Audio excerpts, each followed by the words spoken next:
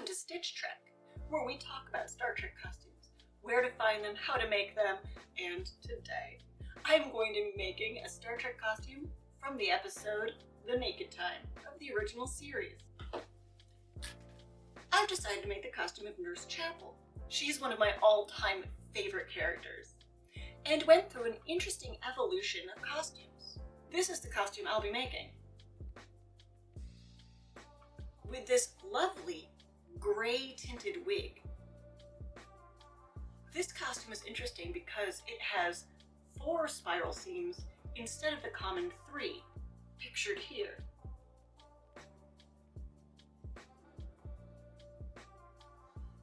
This is actually 2 timelines meeting, and by that I mean I made this costume a year ago for the Star Trek cruise, and ended up wearing it in a picture with many of the actors who played doctors. But it was so appropriate to this episode, I saved this footage until now. I will be doing a recap of the episode and my makeup, brand new for you though. So without further ado, and because I really need to get back to reupholstering this chair, let's begin. The first thing you're going to need is the appropriate color fabric, probably in a cotton blend. First, I'm going to cut out 2 copies of that uniform, sleeveless. Essentially, you're going to need 2 of every shape you make.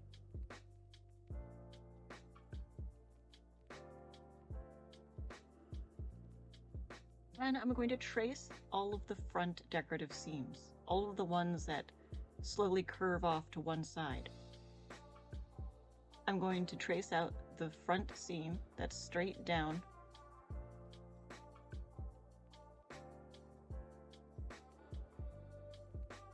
along the bottom, find the corner where the badge sits. Then I'm going to follow that lowest curved seam.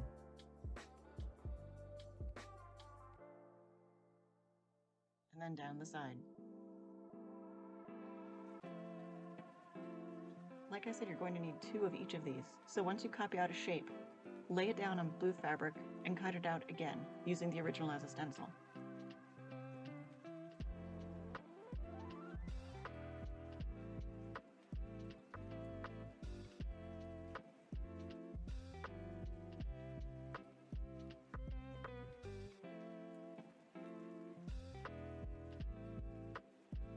Now I'm going to do the section between one of the curves and the next highest curve.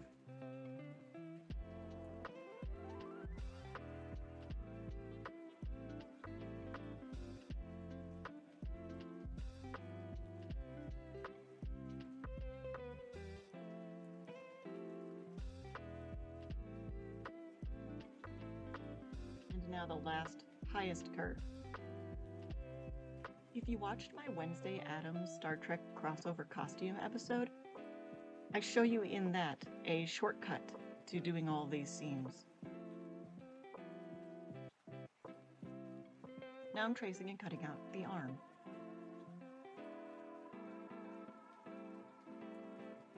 Now I'm going to use the uniform as a template again, cut out its shape, but include one arm and not the other.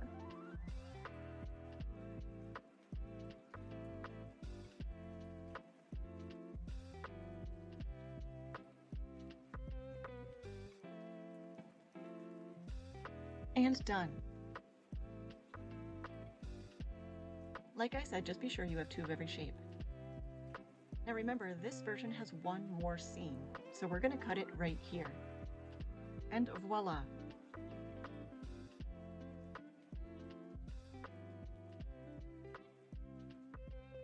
Now it's time to sew them all together.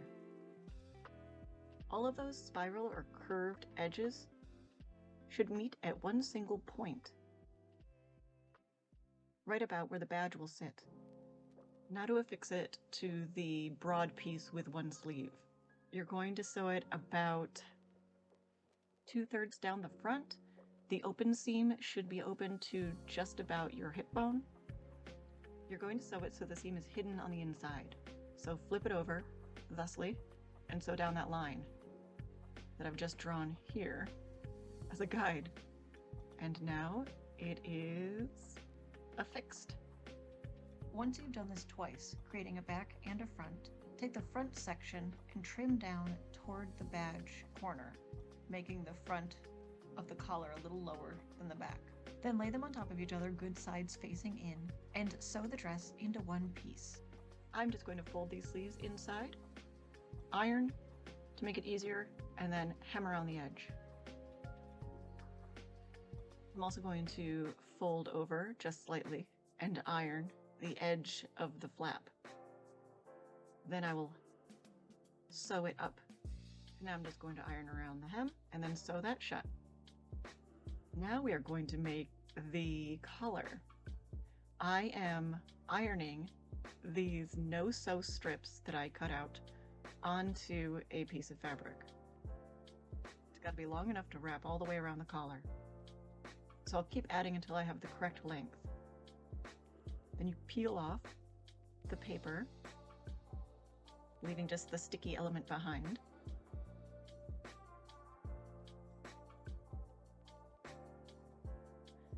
And then I'm going to fold it over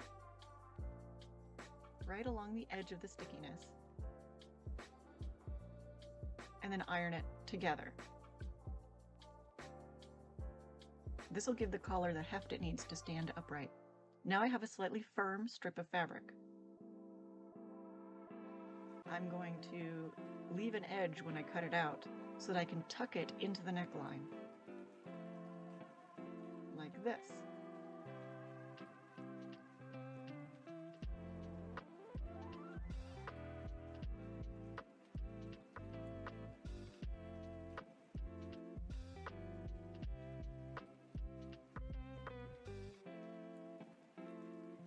Adjust it until it has the right height, and then cut it to the appropriate length. I will then sew the collar onto the dress. Collar folding over will hide the rough edge. There you have it. Looks pretty good so far. Now I'm going to hand stitch this corner. First I'm going to trim it to the right length.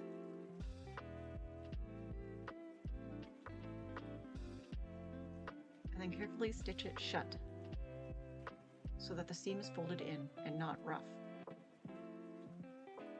Now I'm going to sew my badge on. The tip in this instance seems to creep up onto the collar just a little bit.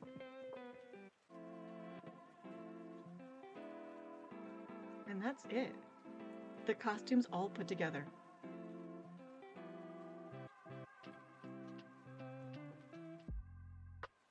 This is the makeup portion of the Naked Time Nurse Chapel costume episode. And I have a lot of wig to do and not so much makeup to do because her look is actually really simple. I really like this episode too because instead of a blonde wig, she kind of has this neat grayed out blonde. So it's got lots of ringlets on top and this kind of like, oop, what's this side? Spiral thing happening. All right, well, I've already put on some primer, which is this lovely stuff. It is super slippery. It feels really good. Makes your skin nice and smooth for makeup application. I will say I am getting over a little bit of poison ivy on my face because winter is the season of me getting poison ivy at work. I have noticed though, since I used to be able to like roll around this stuff and not get it. And then I turned 37 and then all of a sudden I started getting it, and each time I get it, it's actually less of a big deal. So this time actually was really mild. I have a little bit on my arm that's already clearing up really nicely, and I know I got myself good on that arm, and I must have brushed my glove on my face because I had a little bit on the side of my mouth, a little here, and it's already pretty much gone. Like I can feel a little bump, but it's not, there's nothing red anymore. So hopefully it will not flare up again because of me putting on a bunch of makeup, which actually, it's not gonna be a bunch. It's very simple. Yeah, I just need to not have freckles though. Let's begin and let's talk about this episode. Put on a wig cap first. So we're doing a wig today.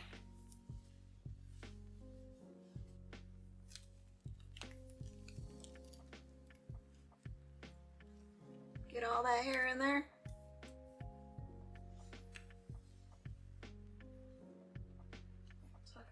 back, and then release your ears. So the Enterprise is sent to an ice planet, and I think it's called Sign 2000? I don't know. I didn't name it. And they are going to pick up a science team that's been there doing experiments and to hang out in orbit and watch the planet break apart.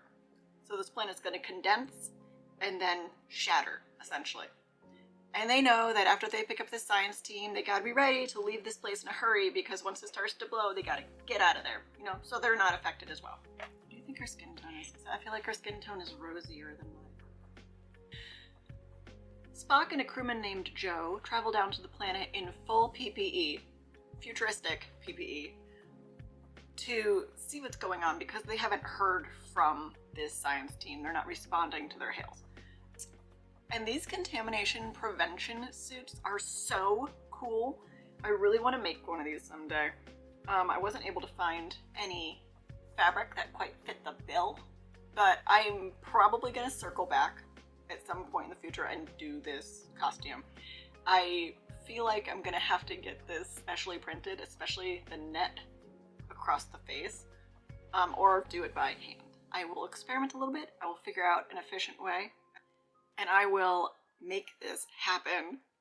But I already made this costume for the cruise with the intent of using it for this episode, so here we are doing Nurse Chapel, which is fine. We can always come back around and do other things. While they're down on the planet, looking about, finding that all of the science crew members are dead, Joe takes his glove off. And you can see a strange red discoloration on the wall migrate toward his bare hand. So you get the idea that he's been infected with something. They discuss for a moment the strange situations that these dead bodies were found in. Like, they must have been doing things that would indicate that they didn't care that everything was going wrong, that somebody had turned off life support. Nobody seemed to give a darn, which is odd. They tell the Enterprise, they're beamed back up. They discuss what could have possibly happened, but also decide that they have to stay and document what is about to occur to this planet. Spock and Joe get a quick medical rundown, and everything seems to be a-okay. But afterwards, you do get an indication that something's up when Joe begins to, like, rub at his hands. I have to say that Majel Barrett is one of my favorite Star Trek actors, and Nurse Chapel is definitely one of my favorite. I mean, Loxana Troy as well, but I do love me some Nurse Chapel. In the sickbay scene, we also get a really interesting rundown of Spock's biometrics. Very interesting. I love this little back and forth between he and Dr. McCoy. I feel like I'm still not covering up my freckles enough, but I don't want to go super heavy and make my recovering poison ivy upset. The feelings of the poison ivy! While having a meeting discussing how strange it was that nobody on the ice planet seemed to care that their doom was nigh, they discover that the breakdown of the planet is starting to happen and they need to prep to get out of there. There's some interesting whiteness. I really should have put that mirror closer. The scene changes over to the crew lounge where Riley and Sulu are having a conversation. Meanwhile, behind them at a table, Joe is rubbing at his hands and acting very strange. He's very sweaty. He starts to go on kind of a rampage about how weird it is that humans are even in space and all we do is mess it up. Which, I mean, yeah, look what we've done. We've got an orbit full of garbage right now. Broken old satellites that aren't helping anyone anymore, just cluttering the place up. Classic us. And during this discussion, well, not discussion, during this tirade, he grabs a butter knife off of the table. It's not a butter knife, is it? It's a table knife.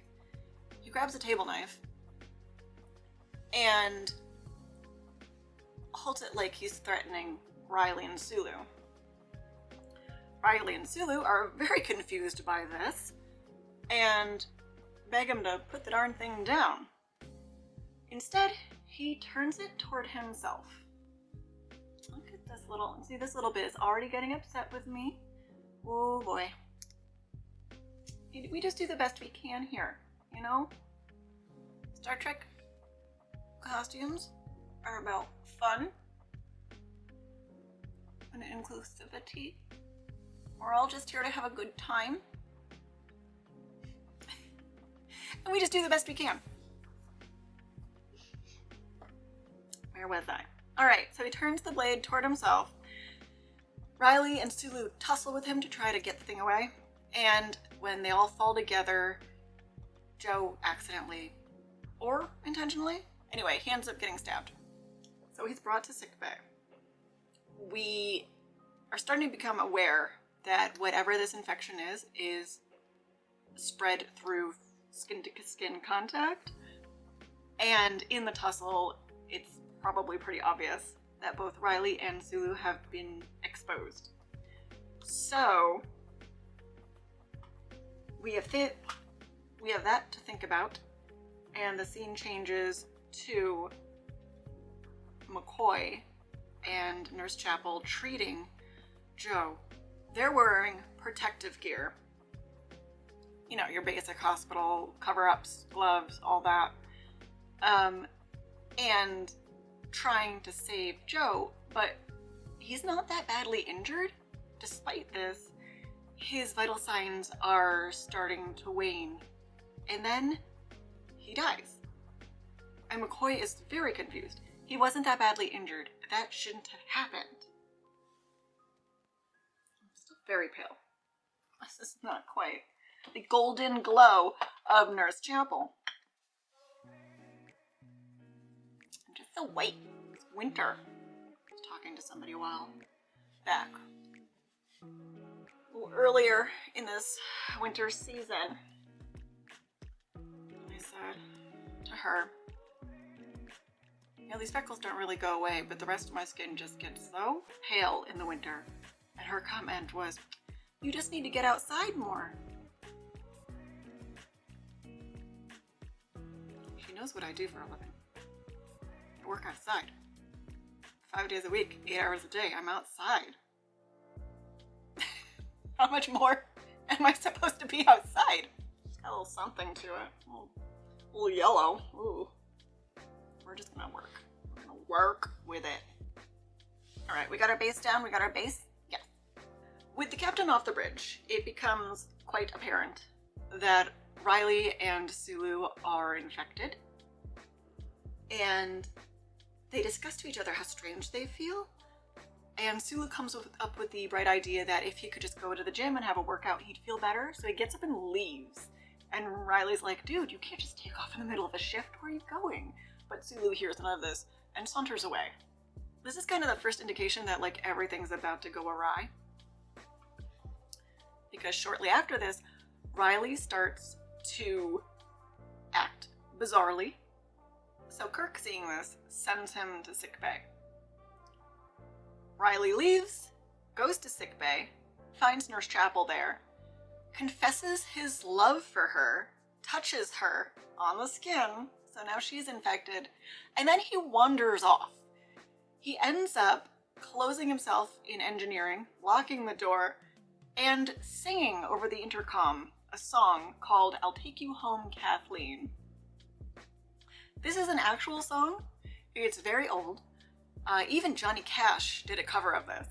If you want to hear the whole thing, I'm going to put a link in the description box below where you can listen to your heart's content. We hear this song over and over for most of the rest of the episode. Or at least one section of it.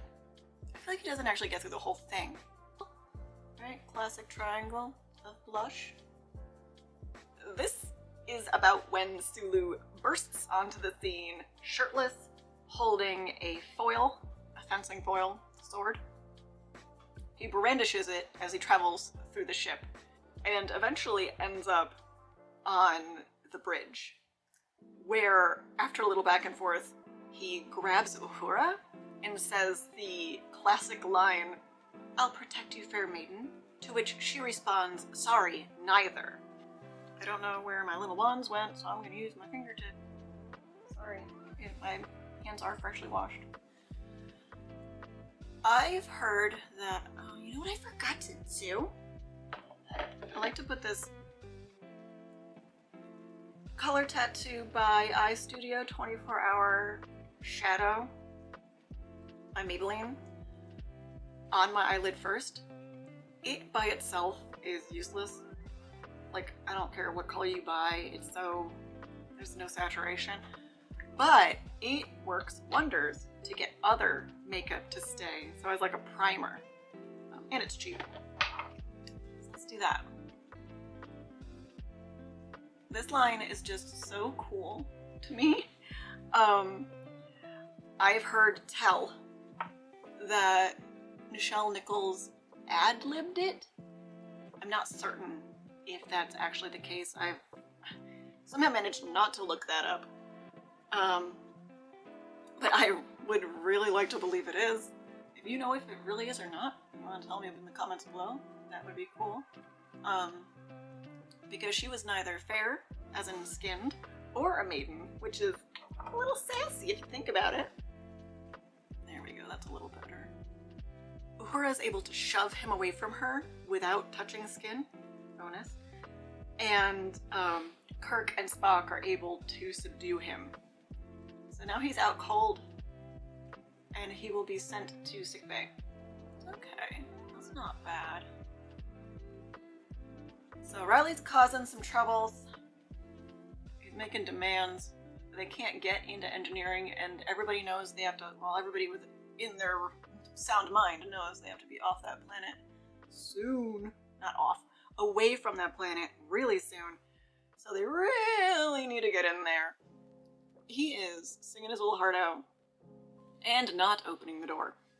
So Scotty has the task of cutting through the wall to reach a circuit board, and through that avenue he will be able to open the doors.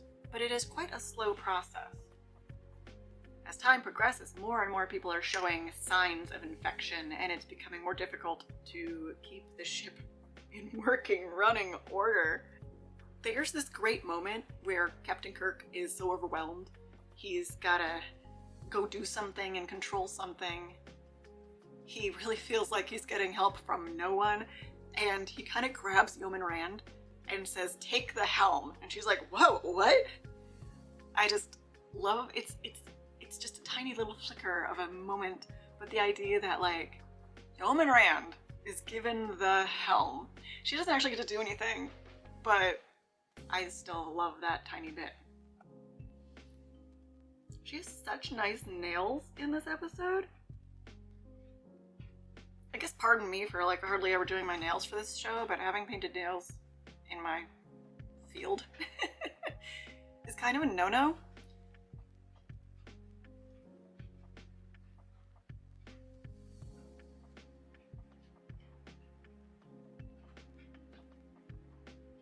Somebody's having a walk around the house. Clickety click. And I came to a brilliant understanding as to why. One day I chopped my finger open right through my fingernail on a sheet metal slicer, and pretty much took the tip of my finger off, broke the bone clean through. And when I got to the urgent care, the doctor actually said, "It's really great that you didn't have any nail polish on, because the fragments of nail polish would be all in that wound. And this way it's a lot easier to irrigate out what the rust I'd already left in there without being concerned about nail polish flakes." So, I don't really bother unless I know I'm going to be able to take it off right away. That's my finger story. It's actually this one too. I took the nice little fleshy chunk off the top of this one. That was a great day. In the meantime, Nurse Chapel has an encounter with Spock where she confesses her love for him. This is the second time in this episode where somebody confesses their love. She has been eyeing him for a while, and she just wants him to know that she is interested. While she is divulging her deepest secrets to him, she grasps his hand. So, of course, now he's infected. Her eyes have a wing, but I can't tell how they are created. I'm going to use pencil. Spock is affected by this surprisingly quickly, and we are treated, I enjoy it, to a long scene of Spock needing to suddenly deal with his repressed emotions. I feel like I've heard some fans say that this didn't need to be so long and it's a little annoying, but I really enjoy it because you hardly ever see Spock have to overcome that sort of thing. I'll stick on some lashes and see if that makes this make more sense. I guess I'm choosing between these or these. I feel like less is more, so I'm probably gonna do these. If I don't mess them up.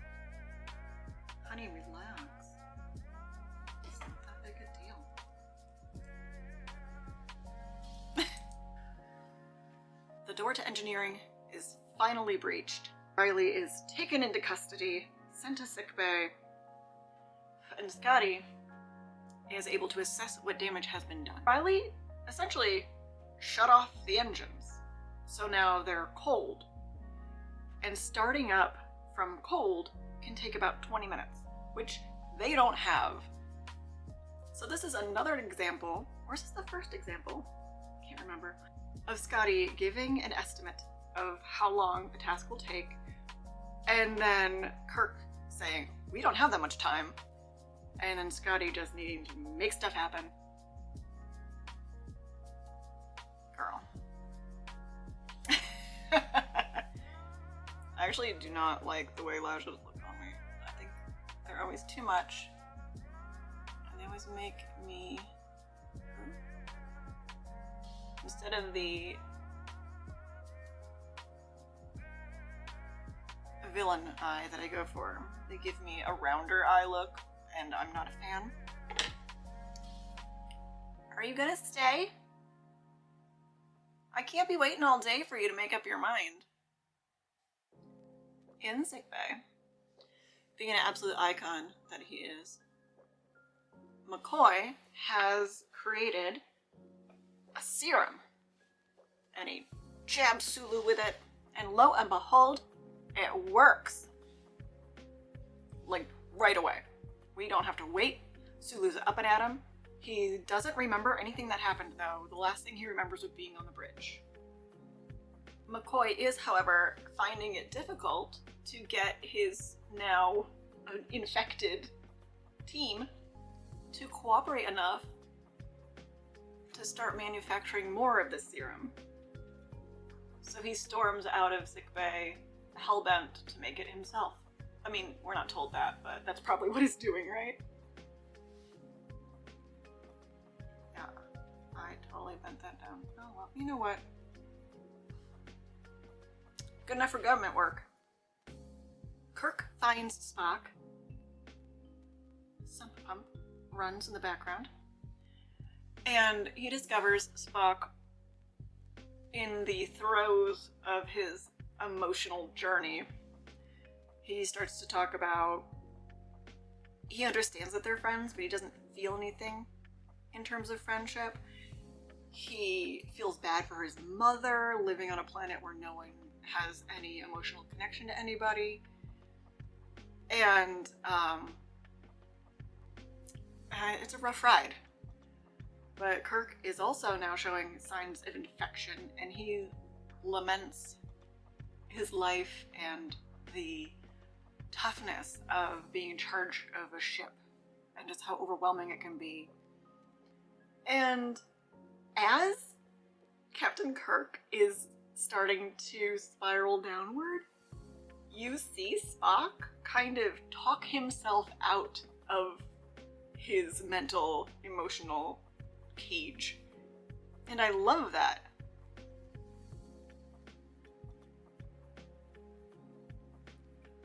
A little down waterline. I could go all the way across because I don't think hers looks like it goes all the way across. So. A lovely lip. Her eyes are blue. I'm not putting contacts in. It's too late now. I missed out. I missed out on that one. Next time, folks. Kirk manages to get himself together enough to head for the bridge, where as soon as he walks through that door, McCoy rips open the arm of his uniform like it's tissue paper and jabs him with a hypo spray. McCoy is vaccinating everybody. Everybody's returning to their senses. However, at this point, they are hurtling toward the planet. And Scotty really needs to get those engines up and running so they can leave. Lo and behold, of course, he does this. Oh, I like that. Scotty gets that thing, warp drive, up and running. It works, it functions correctly, and it hurtles them away from that planet. However, in an interesting twist to this episode that I don't think if you're watching it for the first time you'd see coming, they are shot so fast away from this planet that they travel through time in reverse. They're going backward. When they figure this out and they slow the ship, they realize that they are 3 days in the past. So before any of this strangeness began. And the wise decision is made that this time around, they will just avoid that ice planet altogether. One thing about Star Trek and time travel, Star Trek does a lot of time travel. It does a lot of it. Why wouldn't warp speed travel always make you time travel? Well, let me demonstrate. What do I have here that's bending? I have a paper towel. Warp travel is the bending or the warping of space. So if space were a flat plane, you would start at here. Your equipment would bend space for you. You just kind of jump through this little space and pop out here. You're not actually going a bazillion miles an hour across this distance. You're just jumping a gap. So it's not like, yeah. So that's how, theoretically, they're able to travel long distances without experiencing the effects of traveling at ridiculous speeds. This episode, however, is an interesting illustration of how, if you do mess up and travel from here to here just really darn fast, that time distortion would happen. I can't quite remember. Like, I don't think you'd go back in time though. I feel like you go forward. But I don't know, maybe it's possible. I really should read into this more. That's my superficial knowledge of how this phenomena works. In theory. Obviously no one's ever done it in real life yet. Oh, an interesting movie that illustrates this is actually the new Buzz Lightyear movie. The story's cute, whatever, but how it touches on the effects of super fast travel and time is super interesting. So if you haven't seen that, watch it. I also really liked The Robot Cat, so I'm easily pleased. But it was cool to see them talk about this, and for a moment they discussed how they could possibly use this in the future. We could do this again on purpose.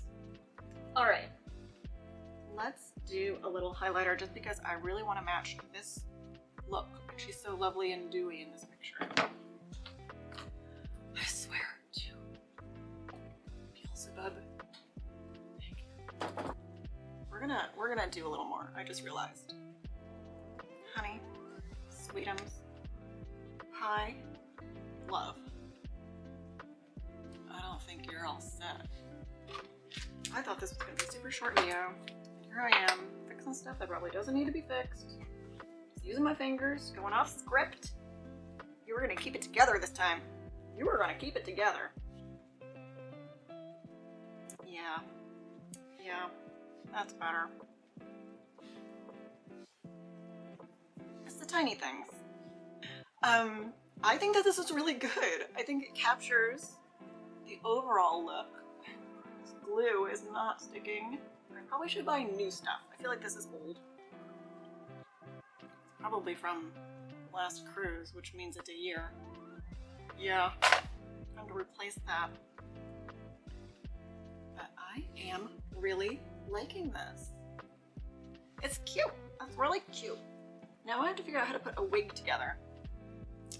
Hold for that. Okay, honey. Okay, honey. Sort yourself out. Here we go. Badge is here. The bangs go whoosh, and the big roll is here. And then she has ringlets around the top. Okie dokie. Hello. Hi. Oh, we're doing something. Gosh. So full. I wish my hair was actually this full. You do not see her ear. It's pretty covered. All of these wigs in Star Trek are just like stacked, specialty woven layers sewn into each other. Like, none of them are just one wig. Okay, I need to get this section separated so I can tie it back and then wind it up on my head. I wish I could see the back, but we're just gonna pretend that it turns out great. This way. I'm just gonna twist to keep stuff together until I got a pile of curls at the end. And I'm gonna use the curls. Pretend like this was the plan all along. Twist will keep it together more as I anchor it through the mesh of the wig. And I can use the curls. Maybe. Oh, if I did this, they're underneath. Yes, okay, that's a little better. I tried to find a wig that was like ombre, like blonde to or dark to white, and really didn't have much luck. Oh, static. But we have what we have, and we're dealing with what we're dealing with. You know?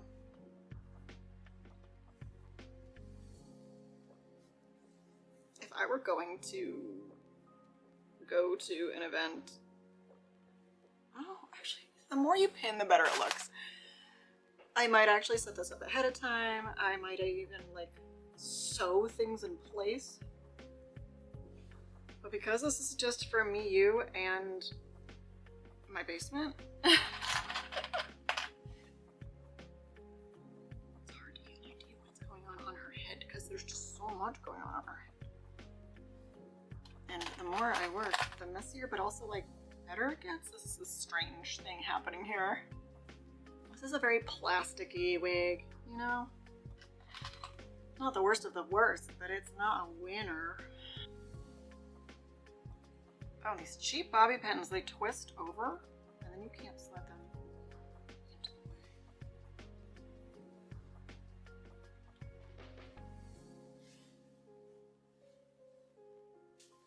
Okay, so here, well, my side part isn't side enough. Should be like here, but it's fine. There's some products you can buy that make it easier to brush wigs. Yes, away from the face, toward the face. That make it easier to brush wigs. Let's try one. I have none of those. Oh yes, I like that. So we are going to twist it down. And then I'll loop it back up here under. Let's do that. It's kind of the right distance. Do I have another elastic? I do. And then I'm just gonna make that vanish into the cornfield by tucking it under my wig cap. Okay, that ain't terrible. Oh, yeah, okay. Things are happening. Practicing with wig management is definitely something I have to look into a little more. I feel like the people you go to learn about wig maintenance, styling, even the cheapest wigs, is the channels of drag queens, because they have it down. They're the high royalty of wig work. I actually feel like that's really close. Other than a little bit of volume, and pump it. Other than a little volume, it's hard to get this plastic to want to have volume. And some color inaccuracies, just because I couldn't find this with dark roots. I think this is actually kind of there. Well, everybody, it may be time to try this all out as a single unit. So I'm gonna put the uniform on, and we will see what we see. The static today is real. The wig, obviously, I could do better. I need to buy the correct bobby pins and do this wig right. But all in all, I think the effect is really good. I love how this came out. It's so cute. Right number of spiral seams, right badge, right sleeve length.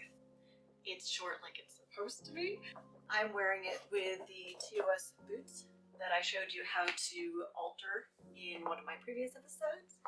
This is just really cute. Seams where they're supposed to be. Probably one of my favorite creations. It's also really comfortable, very stretchy. I didn't have to put a zipper into it or anything because I just pulled it over the top of my head. It's a very soft, stretchy cotton blend. And I just think it came out perfect. So cute! Now that you've seen it here, let me show you its adventure aboard the Star Trek cruise. Note, I did not do the wig for the cruise. A year ago when I wore this on the cruise, it was probably one of my favorite costumes. It was so simple. Here's a small tour of the ship. Here's me in a toy display wearing it. I went to a show in it. We got cocktails. But most of all, I made this to wear with the actors aboard who had played doctors. Look at my hand, I was so nervous I didn't even know where to put it. That was because Wilson Cruz had just complimented my costume and I got the chance to tell him I made it myself, and he said, "Oh my god, isn't this amazing? Star Trek fans are so talented." And well, I freaked out a little bit. My wig's gone a little flat. For real, it would need a lot more pins and twists, but it's getting flat fast. Thank you everyone for joining me on this Star Trek adventure. A little time traveling back to last year. It was cool to look at those photos again. And I was really glad to be able to share that with you. And if you're thinking of making a Nurse Chapel uniform, I really hope this helps out. If you've enjoyed this strangeness, this corner of YouTube, won't you like and subscribe and perhaps share this? And hopefully join me for the next episode when we will be doing something else fun, I'm sure. Thank you so much for joining me. Live long and prosper, everybody. And